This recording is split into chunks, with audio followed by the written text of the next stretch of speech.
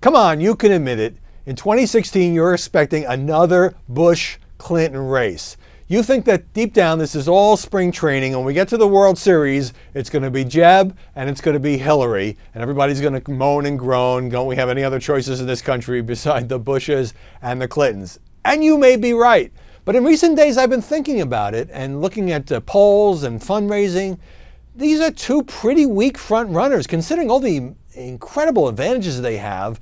Near universal name recognition, lots of money, the networks that each family has built up over the years, going back to the Clinton presidency and the first Bush presidency and the second Bush presidency.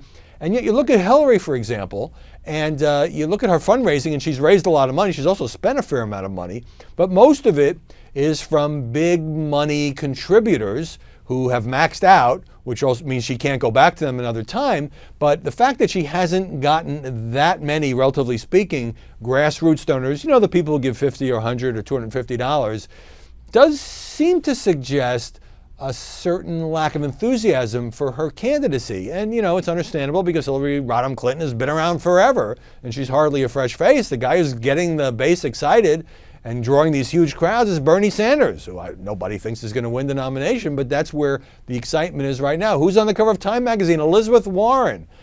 So these are danger signs for Hillary Clinton. And when you look at the polls, even though she's leading the Democratic contest by a substantial margin, she's still got that trust problem. She's still got a majority of people who don't have that faith that she's somebody who's always honest and tells the truth.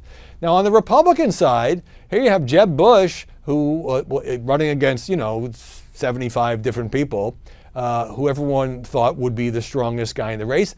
He's losing to Donald Trump. That's right. The former governor of Florida is a few points in a bunch of national polls now, including Fox's, is a few points behind a guy who's never run for public office before, who's caused a huge stir with his comments about Mexican immigrants, who's a bombastic businessman who certainly has big name ID, but who's not exactly diplomatic. And it's funny to listen to Trump say, I can't believe I'm tied with this guy. Is what he said before he was moved out ahead of Jeb. And so I think it might be fair to say, and especially because of Jeb Bush's more moderate positions on such issues as Common Core education standards and the subject of immigration, that Jeb seems to be a fairly weak frontrunner. Now, none of this doesn't mean that in the end, Trump won't fade, nobody's going to topple Jeb, Walker and Rubio may come close but not get there, and on the Democratic side, it's still hard to see anybody beating Hillary Clinton.